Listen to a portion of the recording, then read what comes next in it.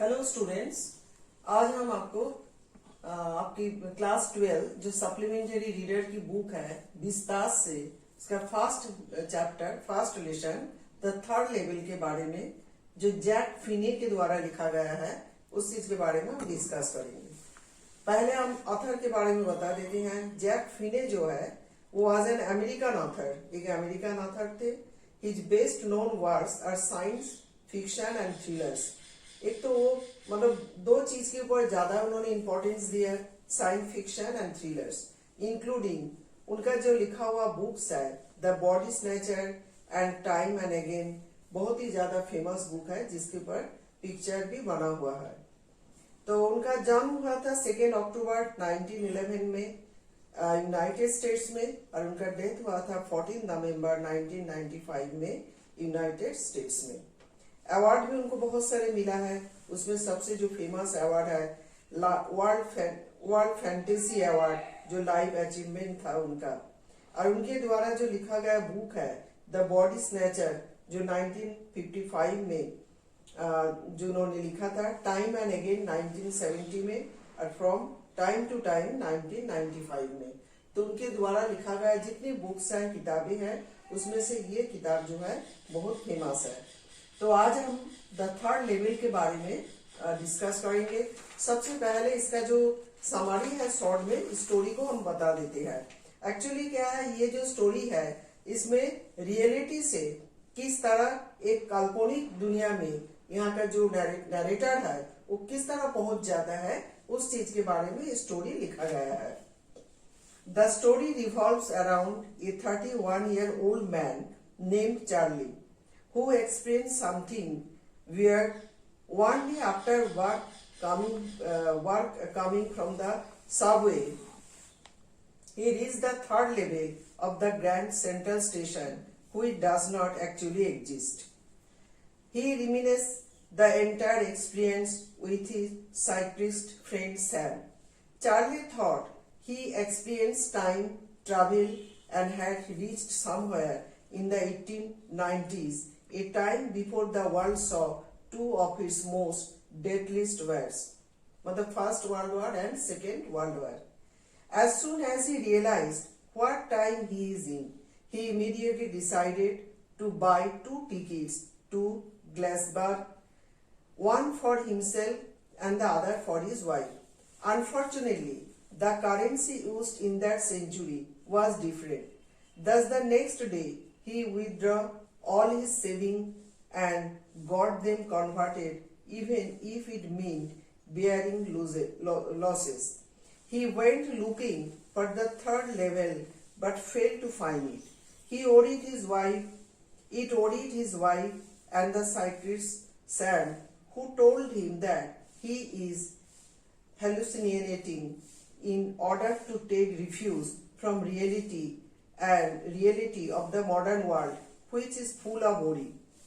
Charlie thus resorts to his stamp collection in order to distract himself when suddenly a day he finds a letter from his friend Sam, who had gone missing recently. जो उनका psychiatrist friend था, Sam wrote that he always wanted to believe in the idea of third level, and now that he is there himself, he encouraged Charlie and Louisa, जो उनकी wife थी, to never stop looking for it. अब हिंदी में इसका सारांश देखिए। Actually ये story में मेन 3 कैरेक्टर होता है। एक जो नैरेटर है चार्ली, उनकी वाइफ लुइसा, और थर्ड जो कैरेक्टर है जो उनकी फ्रेंड है जो एक साइकियाट्रिस्ट भी है जिसका नाम है शैम। न्यूयॉर्क में ग्रैंड सेंट्रल स्टेशन के 2 स्तर है। बहरहाल 4 साल के शहर के निवासी चार्ली जो 31 years एज था जिनका, ने बातचीत की कि तीसरे स्तर भी मौजूद है। इसके अलावा वो दावा करता है कि वो वहां मौजूद है। एक्चुअली जो सेकंड 2 स्टेशन जो है ये रियल में है, वास्तव में है, और जो थर्ड का बात यहाँ बताया जा रहा है, तीसरे स्तर का जो स्टेशन का बात बताया जा रहा है, ये एक्चुअली एक काल्पनिक मतलब चीज जो चार्ली के दिमाग में, जो नैरेटर है उनके दिमाग में आया था। इस समस्या के बारे में बातचीत करने के लिए वो एक मनोचिकित्सक मित्र से मिलने जाता है। वो इसे चलने का सपना पूरा करना कहते हैं, है ना। उनका जो साइक्रेटिक फ्रेंड है वो उनको पहले बोलते हैं कि तुम चलते चलते सपना देख रहे हो, जैसे लोग कभी कभी जागते हुए भी सपना देखते हैं। और चार्ली को यह कहकर समझाते हैं कि आधुनिक दुनिया भय, असुरक्षा, युद्ध और चिंता से भरी है और हर कोई वास्तविकता से कुछ अस्थायी शरण में भागना चाहता है। उसके लिए स्टैम्प कलेक्शन जैसे शौक इस पलायन का सूचक है। चार्ली का स्टैम्प कलेक्शन करने का भी शौक था, तो उसका जो फ्रेंड है, मनोचिकित्सक फ्रेंड, वो कहते हैं कि तुम इन सब चीजों से, जो दुनिया में भय है, असुरक्षा है, ये सब चिंता से तुम अपने आप को बचाना चाहते हो, भागना चाहते हो, इसलिए तुम दिन में बैठकर चलते चलते तुम सपना देखते रहते हो। कोई बार ग्रैंड सेंट्रल स्टेशन चार्ली के लिए एक भूल भुलैया की तरह लगता है। मेट्रो लेते समय मतलब चार्ली जो था उसके साथ हमेशा ही ऐसा कुछ ना कुछ गलत हो जाता था।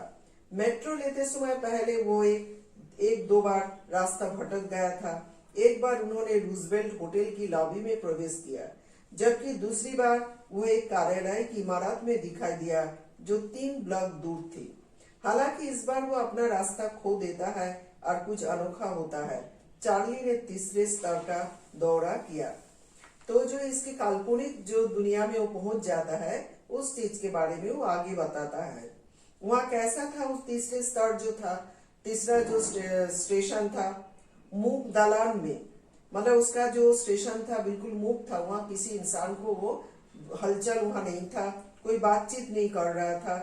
चार्ली नीचे घूमता रहता है, बाएं मुड़ता है और नीचे की ओर ढलान लेता है, जब तक कि वो एक वस्तु शिल्प रूप से पुराने स्टेशन को नहीं छू लेता है, जो 2 परिचित स्तरों से पूरी तरह से अलग है। इसके अलावा कम टिकट काउंटर, ट्रेन गेट्स, एक लकड़ी के सूचना बूथ, खुली में गैस लाइट्स और पीतल की गिट्टियों के साथ यह पुराना छोटा कमरा, यह सब उन्हें 1800 के दशक की वास्तुकला की याद दिलाता है। इसके अलावा वो लोगों को पुरानी आउटफिट में देखता है। वहाँ जो लोग कपड़े पहने थे वो भी काफी पुराना ढंग का था। जब उन्होंने समाचार पत्रों नोटिस द वर्ल्ड में तारीख देखी तो उसने ये तारीख देखा 11 जून 1894 उसको दिखाई दिया। जब वो 2 टिकट खरीदने की कोशिश करते हैं तो उन्हें पता चलता है कि उन्हें पुरानी मुद्रा की आवश्यकता है। जो नोट लेके वो टिकट खरीदने के लिए गया था, तो टिकट काउंटर में जो बैठे थे वो उसको टिकट नहीं दिए और उसको काफी डराया धमकाया कि तुम ये पैसा लेके क्यों, मतलब उसने उसको फेक मानी समझा और उसने कहा कि तुमको मैं पुलिस के हवाले कर दूंगा। तो उस समय वो वहां से भाग गया था। वो हमेशा अपनी पत्नी लुइसा के साथ गर्ल्स बार की यात्रा करना चाहते थे। उसके सिर में ये एक अद्भुत शहर जिसमें बड़े पुराने फ्रेम हाउस, विशाल लॉन और जबरदस्त पेड़ है। इस जगह पर सुखद और लंबी गर्मियों की सुबह है और जहां लोगों के पास पर्याप्त समय है, इसलिए अगले दिन दोपहर के भोजन के दौरान वो पुरानी मुद्रा के लिए $300 का आदान प्रदान करता है, केवल कुछ 200 तक। मतलब लॉस में उसने पुराना जो करेंसी है, जो नोट है, उसको ले लेता है लॉस करके। इसके अलावा राशि उसे परेशान नहीं करती है क्योंकि वो मानता है कि वहाँ सब कुछ सस्ता होगा। जबकि उसको पैसे के बदले में जो आदान प्रदान किया उसमें उसको काफी लॉस हुआ, कुछ कम पैसा मिला, तब भी वो परेशान नहीं था कि वो सोचता था वहां पे जहाँ पे वो जाएगा उस जगह पे जो कुछ भी सामान उसको मिलेगा वो काफी सस्ता रहेगा। हालांकि वो फिर अब कभी उस गलियारी को नहीं खोज सका जो उसे तीसरे तल तक ले जाता है। जब उसकी पत्नी को इस बारे में पता चला तो उसने उसे देखने से रोकने के लिए कहा। उसकी पत्नी ने भी उसको मना कर दिया था कि तुम ये सब चिंता मत करो, इसको छोड़ो। अप्रत्याशित रूप से उसका दोस्त सैम बैनर भी गायब हो जाता है और उसकी पत्नी सप्ताहांत में उसकी तलाश करती रहती है। इसके अलावा सैम वह था जिसके बारे में चार्ली ने गैलिसबर्ग के बारे में अपना विचार समझाया था, उसको साझा किया था। चार्ली को अपने दादा से स्टैम्प कलेक्शन का शौक विरासत में मिला और किसी दिन स्टैम्प संग्रह को देखते हुए चार्ली को एक पत्र मिलता है जो पहले नहीं था। इसके अलावा इसमें राष्ट्रपति गारफील्ड की तस्वीरें के साथ एक फीका 6 सेंटी स्टैम्प पर पोस्ट मार्क है। इसके अलावा लिफाफा 18 जुलाई 1894 को गैलिसबर्ग में चार्ली के दादा के रूप में पढ़ा गया और यह चार्ली को संबोधित करता है। पत्र में सेम चार्ली से कहता है कि वो गैलिसबर्ग पहुंच गया है और वो चार्ली और लुइसा को आमंत्रित करता है। स्टैम्प और सिक्का की दुकान पर जाने के बाद उसे पता चलता है कि सेम ने गैलिसबर्ग में अपना व्यवसाय स्थापित करने के लिए पुराने मुद्रा बिलों के लिए $800 का आदान प्रदान किया। इसके अलावा सेम चार्ली के मनोचिकित्सक के अलावा और कोई नहीं था। तीसरे स्तर के माध्यम से लेखक आधुनिक दुनिया से शांतिपूर्ण और काफी पुराने समय तक भागना चाहता है। अब देखिए स्टूडेंट्स, अभी हम लाइन टू लाइन आपको एक्सप्लेन करेंगे। ये लेसन को हम 2 पार्ट में डिवाइड किए हैं, तो अभी हम फर्स्ट पार्ट को पहले पढ़ेंगे।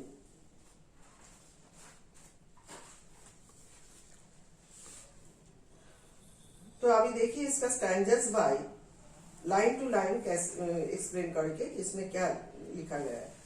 The president of the New York Central and the New York New Haven and Hartford railroads will swear on a stack of timetables that there are only 2, but I say there are 3, because I have been on the 3rd level of the Grand Central Station. Yes, I have taken the obvious step. I talked to a psychiatrist friend of mine, among others. I told him about the 3rd level at Grand Central Station, and he said it was a waking dream. We wish fulfillment. He said I was unhappy. That made my wife kind of mad, but he explained that he meant the modern world is full of insecurity, fear, worry, worry, and all the rest of it, and that I just want to ask it. Well, who doesn't? Who doesn't? Everybody I know wants to ask it, but they don't wander down into any 3rd level at Grand Central Station.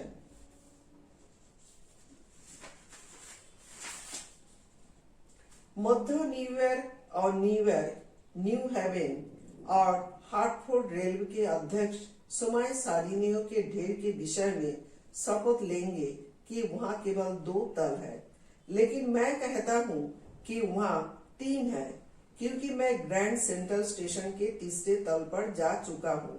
हाँ, मैं एक निश्चित कदम रख चुका हूँ। मैंने अपने एक मनोचिकित्सक दोस्त से बात की। मैंने उसे ग्रैंड सेंट्रल स्टेशन के तीसरे तल के बारे में बताया और उसने कहा कि यह एक जिज्ञासा को पूरा करने वाला दिवा स्वप्न था।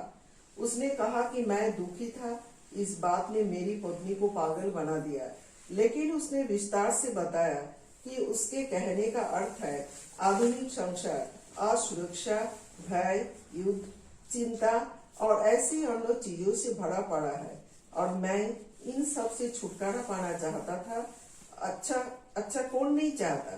प्रत्येक, मैं जानता हूँ, बच निकालना चाहता है, लेकिन ये ग्रैंड सेंट्रल स्टेशन के नीचे किसी तीसरे तल में कहीं घूमते नहीं रहते।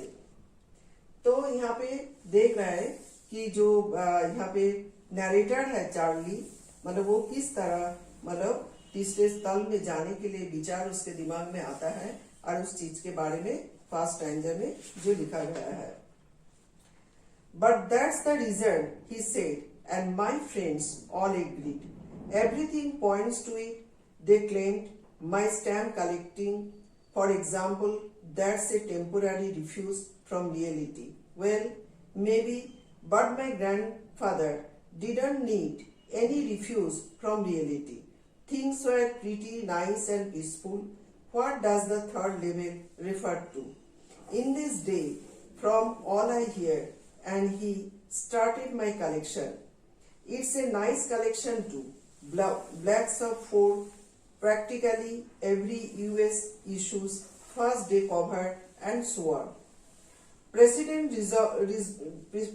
Roosevelt collected stamps too, you know.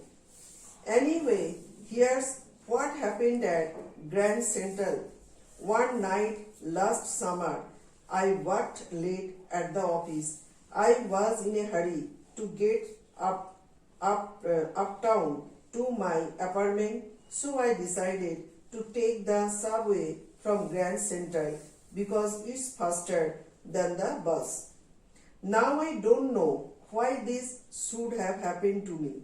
I am just an ordinary guy named Charlie, 31 years old, and I was wearing a tan Garbidine suit and a straw hat with a fancy band. I passed a dozen men who looked just like me, and I wasn't trying to escape from anything. I just wanted to get home to Louisa, my wife. I turned into Grand Central from Vanderbilt Avenue and went down the steps to the first level where you take trains like the 20th century. Then I walked down another flight to the second level where the suburban trains leap from duct into an arched doorway heading for the subway and got lost. That's easy to do. I have been in and out of Grand Central hundreds of times, but I am always bumping into new doorway and stairs and corridors. Once I got into a tunnel about a mile long and came out in the lobby of the Roosevelt Hotel. Another time I came up in an office building on 46th Street, 3 blocks away. Sometimes I think Grand Central is growing like a tree, pushing out new corridors and staircases like roots. There's probably a long tunnel that nobody knows about feeling its way under the city right now on its way to Times Square, and maybe another to Central Park, and maybe because for so many people through the year Grand Central has been an exist, a way of escape, maybe that's how the tunnel I get into, but I never told my psychiatrist friend about that idea.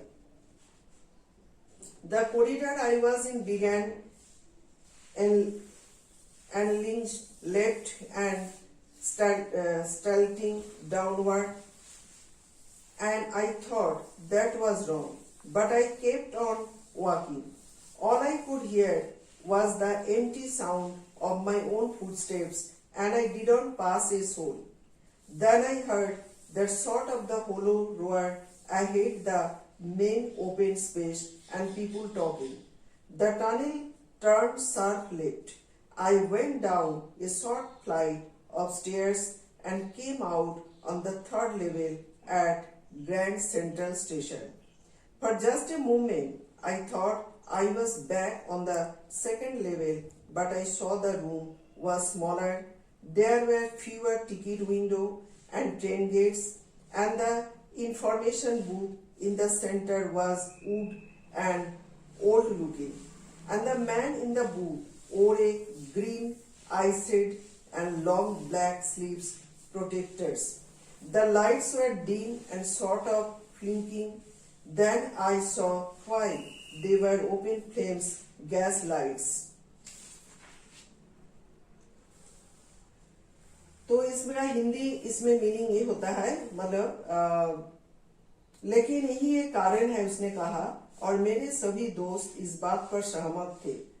जब उन्होंने अपने friend लोग के साथ इस चीज के बारे में डिस्कस किया तो सहमत भी हो गया था।